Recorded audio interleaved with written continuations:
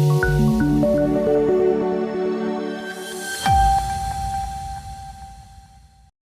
દિલ્હીમાં સંસદ પરિસરમાં અદાણી મુદ્દે વિપક્ષના સાંસદો સહિત રાહુલ ગાંધીનું વિરોધ પ્રદર્શન।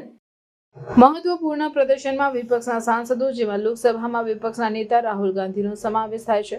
5 ડિસેમ્બર 2024ના રોજ નવી દિલ્હીમાં સંસદ પરિસરમાં વિરોધ પ્રદર્શન કર્યું। આ વિરોધ અદાણી મુદ્દાને કેન્દ્રમાં રાખીને કરવામાં આવ્યો હતો, જેમાં સાંસદોએ અબજોપતિ ગૌતમ અદાણી સામેના આરોપોને સંયુક્ત સંસદીય દ્વારા તપાસની માંગ કરી। સાંસદો કાળા જેકેટમાં મોદી અદાણી એક છે આના સૂત્ર સાથે ભેગા થયા। રાહુલ ગાંધી અને તેમની બહેન પ્રિયંકા ગાંધીએ વિરોધનું નેતૃત્વ કર્યું। પારદર્શકતા અને જવાબદારીની જરૂરિયાત પર ભાર મૂક્યો। વિરોધકારીઓએ બેનરો પકડીને સૂત્રોચ્ચાર કર્યા અને અદાણી સામેના કથિત ભ્રષ્ટાચાર અને છેતરપિંડીના આરોપીને તાત્કાલિક તપાસની માંગ કરી। આ વિરોધ રાજકીય તણાવ વચ્ચે આવ્યો છે, જેમાં વિપક્ષે સરકાર પર અદાણીને બચાવવાનો આરોપ લગાવ્યો છે। લોકસભા સચિવાલયે અગાઉ સુરક્ષા અને સલામતીના કારણોસર સંસદના દરવાજા પર વિરોધ પ્રદર્શન ન કરવા માટે સલાહ આપી હતી।